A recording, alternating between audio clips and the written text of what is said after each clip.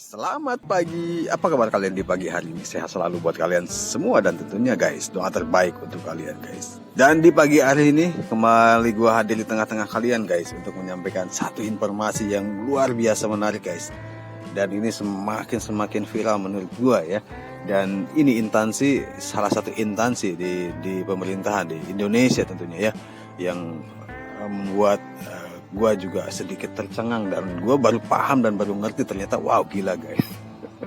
Itu duit semua di dalamnya ya, lahan basah gitu kan, basah musim hujan guys, gila guys. Merinding gue liatnya dan bacanya juga aduh sangat gimana gitu ya. Kayaknya gue juga pengen nih jadi pejabat seperti itu jadi pegawai salah satu instansi tersebut guys. Duitnya mantep gila Aduh, dan peluang-peluang untuk penyimpangannya sangat luar biasa di tempat-tempat itu ya. Jadi gue pengen kesana nih, pengen ya kali aja jadi pegawainya gitu lah, nggak apa-apalah.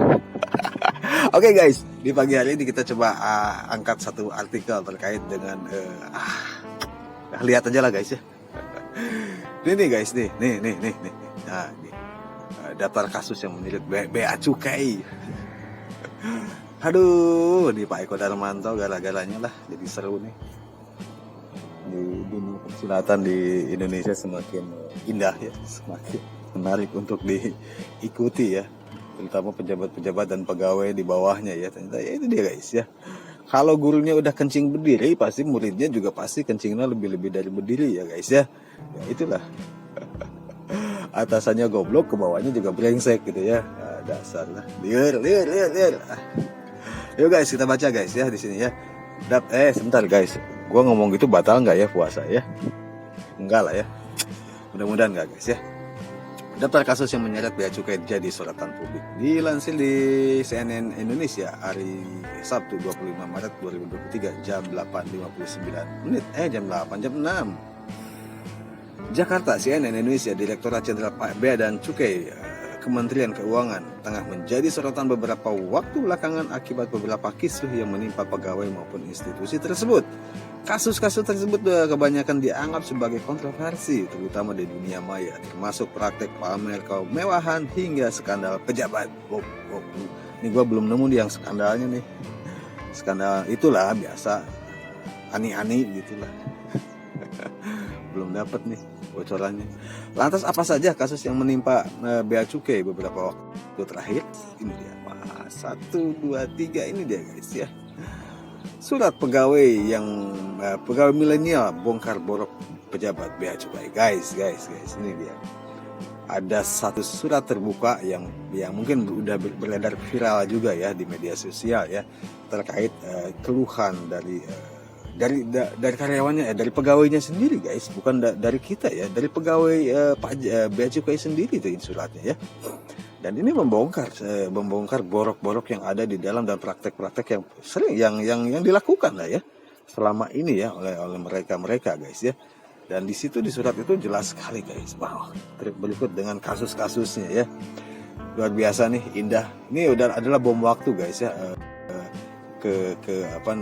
Kejenuhan pegawai bea cukai melihat tingkah pola mereka atasan-atasan kalian, atasannya yang semakin tidak kontrol ya, atau mungkin lain lagi guys, atau mungkin nggak kebagian, entahlah guys. Tapi terlepas dari itu semua, gue apresiasi ya terkait dengan keberanian teman-teman ini ya, teman-teman milenial ini ya, yang mengaku dari Kuala Namu ini ya. Oke, kita baca guys. Sebuah surat mengatasnamakan pegawai milenial bea cukai Kuala Namu, Sumatera Utara buka-bukaan soal sejumlah pelanggaran dan kenakalan oknum di direktorat tersebut selama periode Januari-Desember 2022 silam. Surat itu diunggah dan dibagikan oleh akun sosial Twitter Partai Sosmed. Kenakalan oknum Direktorat Bea dan Cukai itu dilakukan pejabat secara nasional, mulai dari pejabat fungsional ahli pratama eselon 4 sampai ke eselon 3. Wais, dahsyat men. Makanya gue nih kapan gue bisa kerja di tempat ini ya. Aduh, kaya gue nih. Ya ujung-ujungnya gue digorok orang nanti. Wah bahaya nih. Izinkan kami mewakili milenial Bea Cukai dari KPP BC TMP 8 Kuala Namu menyampaikan informasi kepada publik yang selama ini ditutup-tutupi oleh pihak pejabat bea cukai, mulai dari eselon 3 hingga eselon 2. Terkait isu nasional atas pelanggaran secara terstruktur masif dan sistematis oleh direktorat kami selama periode Januari sampai Desember 2022. Bunyi bait pertama surat terbuka tersebut dikutip dari detik.com Jumat 24 bulan 3. Mereka merinci kenakalan salah satunya berkaitan dengan peraturan pembebasan 500 US dollar atau setara 7,6 juta dengan kurs 15.200 per dolarnya. Terkait pemberitahuan dan pendaftaran International Mobile Equipment Identity atas HKT dalam pemberitahuan pabean. Surat tersebut mengatakan oknum pejabat dari berbagai level malah memanfaatkannya dengan menentukan biaya sesukanya.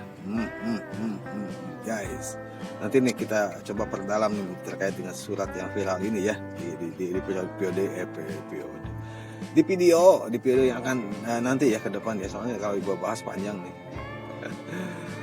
Aduh, pajaki piala lomba yang 4 juta. Oh, si ini ya, si Fatimah Ratu Nisa ya yang menang lomba di Jepang.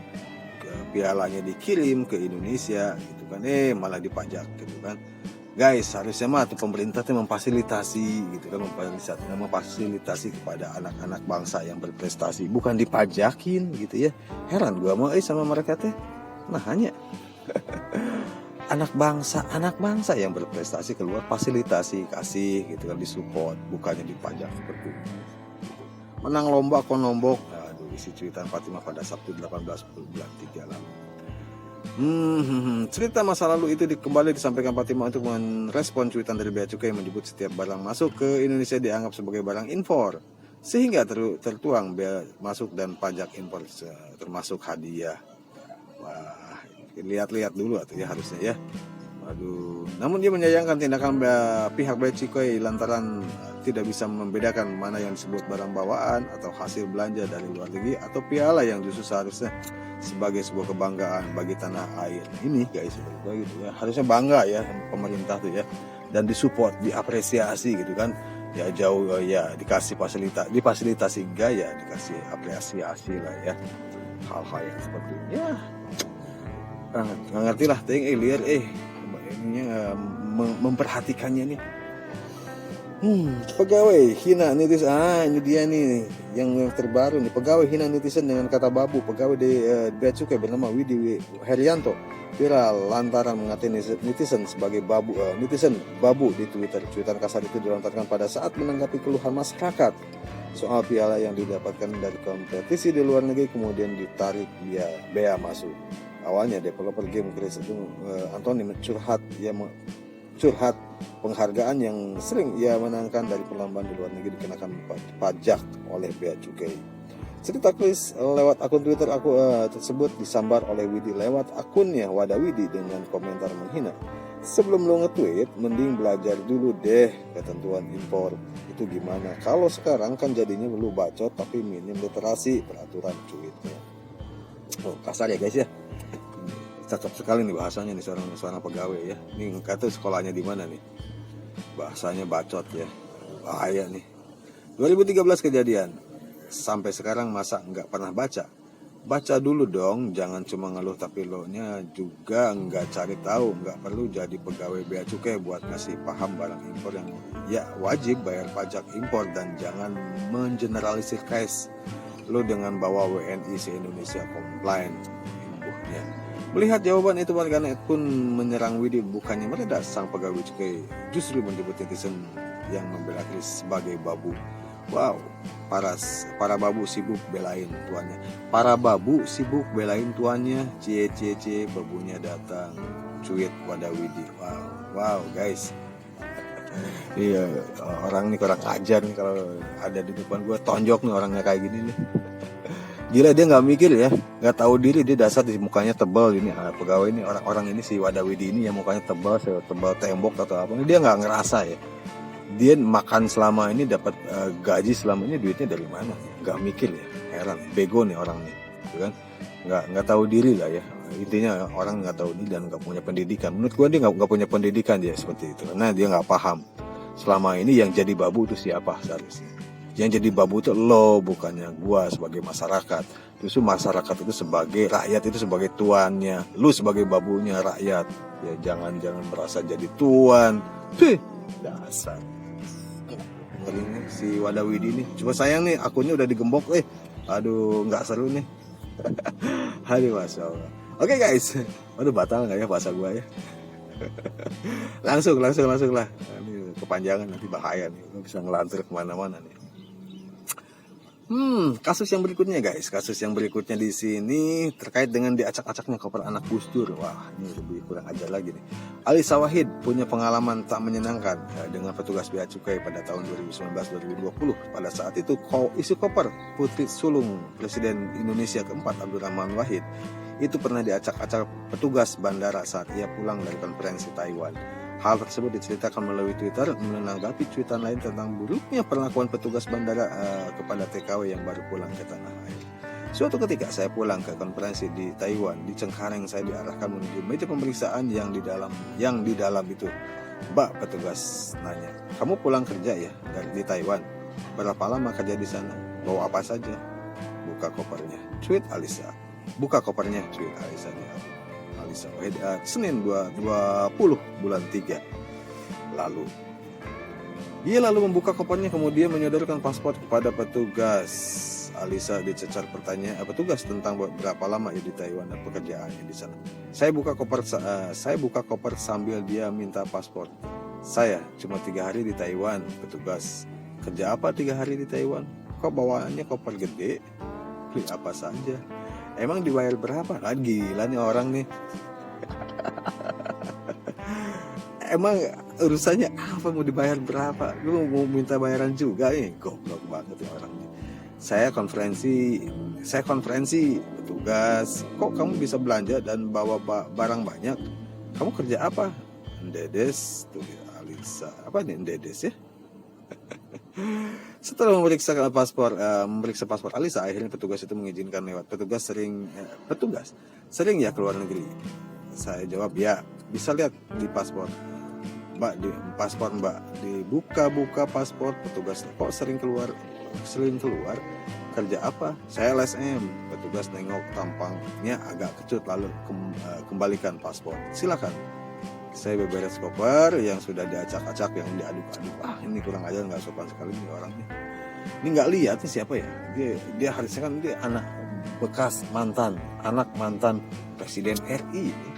Ini sama sekali nggak ada penghargaannya sama sekali ya. Ya walaupun di sisi lain gue juga apresiasi ya kepada petugas ini ya, teliti gitu ya. Jadi tidak melihat siapa, tapi tetap dia teliti menjalankan tugasnya. Tapi ya bahasanya dijaga gitu kan. Bahasanya dijaga, yang sopan dikit gitu kan. Sampai ini nggak lihat nih, bener kurang ajar nih. Aduh, pecat kepala kantor yang tak lapor harta. Ini si Edi Darmanto yang Menke mencopot Edi Darmanto dari jabatan kepala kantor Bea Cukai Yogyakarta lantaran mengaku tidak melaporkan harta kekayaan sepenuhnya. Wah, gila nih guys. Aduh, mampun deh.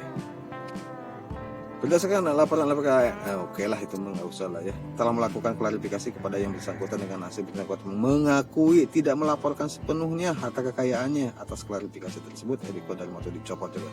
Kan gila guys ya. Di sisi lain kita sebagai masyarakat ditekan terus untuk bayar pajak dan lain sebagainya ya, dengan berbagai macam ancaman ya dan lain sebagainya. Tetapi ya itu pegawainya sendiri, pejabatnya sendiri kan seperti itu guys.